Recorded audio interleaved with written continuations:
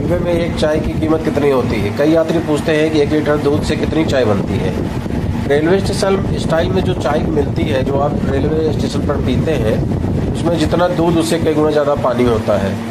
ऐसा आपने भी फील किया होगा। इसलिए 1 लीटर दूध से 5 से 60 कप आसानी के साथ चाय निकल आती है।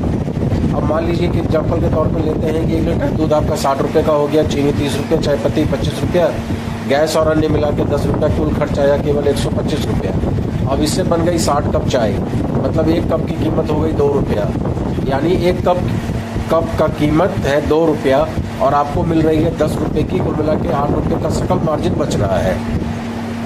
इसी कारण चाय को कम निवेश और अच्छे मार्जिन वाले व्यवसाय में गिना जाता है, खासकर जहां ग्राहकों की संख्या अधिक होती है। तो दोस्तों, आज हम लोग जानते हैं रेलवे से कमाई के 15 तरीके। महिला हो, युवा हो, वरिष्ठ नागरिक हो, सबके लिए एक समान अवसर।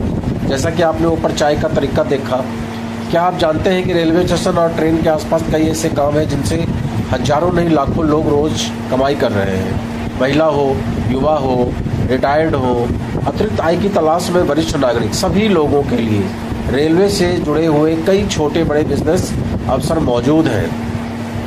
जरूरी नहीं कि हमें नौकरी ही मिल जाए, ना नौकरी मिले कोई बात नहीं। आज हम इस वीडियो में जानेंगे कि रेलवे से कमाई के लगभग सभी प्रमुख तरीके, कितनी निवेश और कौन से लाइसेंस की जरूरत होती है, क्योंकि अक्सर एक कमेंट आता है कि लाइसेंस कौन देगा, और जो आपके वेंडर लोग होते हैं उनको लाइसेंस कौन देता है, लाइसेंस नहीं होगा तो आरपीएफ वाले परेशान करेंगे, एक्सेट्रा एक्सेट्रा। आज इन बातों को हम लोग समझेंगे और किन बातों का ध्यान रखना चाहिए ये समझने का प्रयास करेंगे। सबसे पहला काम चाय, कॉफ़ी, स्नैक्स वेंडिंग का। रेलवे स्टेशन पर सबसे ज़्यादा चलने वाला यही काम है, चाय, कॉफ़ी, बिस्किट, नमकीन, पानी, कोल्ड ड्रिंक। छोटे स्टेशन पर भी अच्छी बिक्री हो सकती है।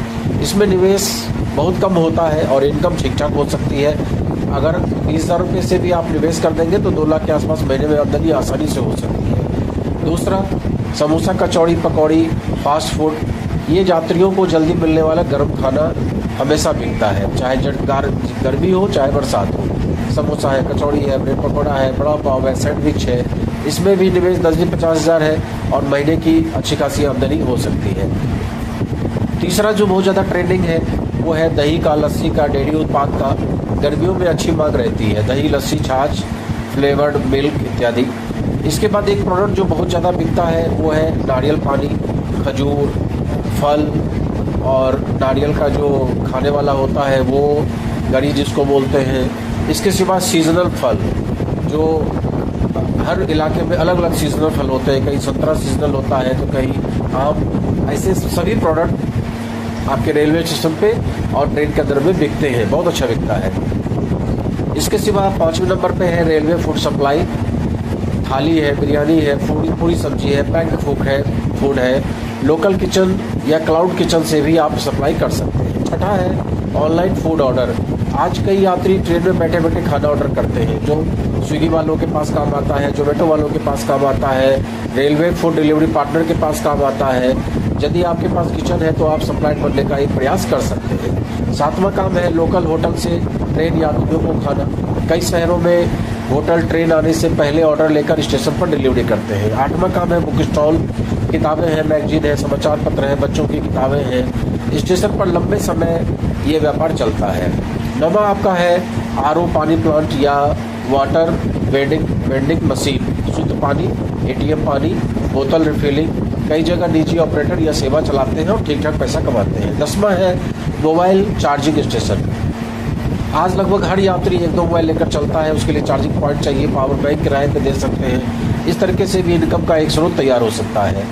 इसके बाद आपका है पैक्ड ड्रिंकिंग वाटर सप्लाई। बड़ी मात्रा में बिक्री होने वाला प्रोडक्ट है रेल नीर, जैसा कि बहुत ज़्यादा बिकता है ट्रेनों में। इसके सिवा 8-9 रुपये की बोतल खरीद के आप 20 रुपये की ठंडा पानी बेच सकते हैं ट्रेन के अंदर में, बहुत अच्छा बिकता है। उसके बाद पार्किंग कॉन्ट्रैक्ट है, बाइक पार्किंग, कार पार्किंग, कुछ स्टेशन पर अच्छा राजस्व मिल जाता है। उसके बाद विज्ञापन एक बहुत अच्छा काम है, होर्डिंग का। एलईडी स्क्रीन है, डिजिटल विज्ञापन है, इससे भी बहुत अच्छी आमदनी निकल सकती है। 14 है लगेज ट्रॉली या सामान सहायता। कुछ स्टेशनों पर यात्रियों को के सामान को ले जाने की सेवाएं उपलब्ध होती है, कुली होता है, या आजकल आप वो इलेक्ट्रिक गाड़ी देखते होंगे इधर से उधर करने के लिए। 50 रुपये में एक यात्री 200 रुपये में पूरी गाड़ी बुक करके एक प्लेटफॉर्म से दूसरे प्लेटफॉर्म। 15वें नंबर पर है सफाई, हाउसकीपिंग और मेंटेनेंस कॉन्ट्रैक्ट। छोटी कंपनियां और उद्यमी भी टेंडर के माध्यम से काम लेते हैं। इसमें भी अगर निवेश की हम बात करें तो चाय कॉफ़ी में 20,000 के आसपास का निवेश है, स्नैक्स में 50,000 के आसपास का निवेश है, फूड सप्लाई में 1 लाख के आसपास का निवेश है, आरओ प्लांट में 2 लाख के आसपास का निवेश है, बुक स्टॉल में 1 लाख का निवेश है, पार्किंग में भी लाखों रुपये तक निवेश संभव है। अब बात करें लाइसेंस की, अलग अलग राज्यों के लिए अलग अलग आवश्यकता है लाइसेंस का। जैसे कि रेलवे IRCTC अथॉरिटी की अनुमति चाहिए, टेंडर या कॉन्ट्रैक्ट चाहिए, फसाई का लाइसेंस चाहिए खाद्य व्यवसाय कर रहे हैं तो। अब आप ठेला लगा रहे हैं, वो जो क्या बोलते हैं उसको, ऑटो का, उसके लिए नहीं चाहिए फसाई। जहाँ खाने का बात आएगा वहाँ पे फसाई लाइसेंस चाहिए। उसके बाद जहाँ लागू होगा GST चाहिए। दुकान एवं स्थापना पंजीकरण रजिस्ट्रेशन जरूरी है। स्थायी निकाय की अनुमति चाहिए। ये सारा काम करके आप काम को स्टार्ट करिए और उस अवस्था में आपको RPF, TTE या अन्य लोग परेशान नहीं करेंगे, क्योंकि आप अनुबंध के साथ काम कर रहे हैं। अगर हम बिना अनुमति या बिना वैध अनुबंध के काम करेंगे तो कार्रवाई संभव है। लेकिन यदि हमारे पास वैध लाइसेंस है, अनुबंध वैध है, नियमों का पालन कर रहे हैं, तो आपको नियमों के अनुसार काम करने का अधिकार भी है। ध्यान रखिए, रेलवे परिसर में किसी भी प्रकार का व्यवसाय आधिकारिक अनुमति के बिना शुरू नहीं किया जा सकता। तो इसका अगर हम समापन करें, कंक्लूजन निकालें 2 शब्दों में, तो रेलवे सिर्फ यात्रा का साधन नहीं है, बल्कि लाखों लोगों के रोजी रोटी का बड़ा स्रोत भी है।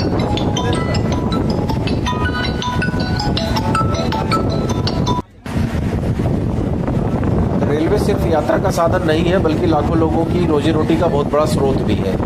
चाहे आप महिला हो, युवा हो, वरिष्ठ नागरिक हो, सही जानकारी और वैध अनुमति के साथ रेलवे से जुड़े कई व्यावसायिक अवसर तलाश सकते हैं। अगर आप चाहें तो मैं रेलवे स्टेशन पर मिलने वाले टेंडर है, लाइसेंस प्रक्रिया है, आवेदन करने के तरीके हैं, उसके लिए भी बहुत सारे वीडियो बनाकर आपको दे सकता हूं। कमेंट में आप लिखिए अगर आपको इस तरह की जानकारी चाहिए।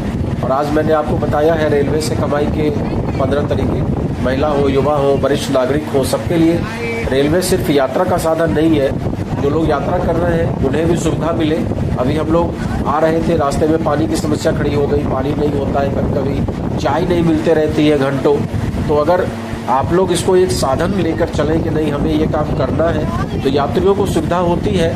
यात्री पैसा देने को तैयार रहता है, ऐसा नहीं पैसा नहीं देता, पैसा देने को तैयार रहता है, लेकिन उसको सुविधा चाहिए। ठंडा पानी दीजिए, पैक्ड पानी दीजिए, उसमें कोई फ्रॉड मत करिए, चाय थोड़ी सी अच्छी बना के दीजिए, क्वालिटी मेंटेन होगा, अच्छा है। आपको ऐसा अगर लगे कि एक बार कोई कस्टमर, रेलवे का यात्री चाय पीता है और उसके बाद वो जीवन में आपसे नहीं मिलेगा, तो ये मत सोचिए, परमात्मा देख रहा होता है। इसलिए जो काम करिए अच्छे से करिए, अपने आप को ईमानदार बना के करिए, निस्संदेह आपका काम अच्छा चलेगा। और जो भी लाइसेंस वगैरह चाहिए, जो परमिशन वगैरह चाहिए, वो तो आपको लेके ही काम करना चाहिए और उसके बाद एक अच्छी खासी आमदनी आप कर सकते हैं। तो रेलवे को केवल यात्रा का तरीका मत बनाइए, इसको आप साधन का तरीका भी बनाइए और अच्छी खासी आमदनी करिए। नमस्कार। एक बार तो भाग ले।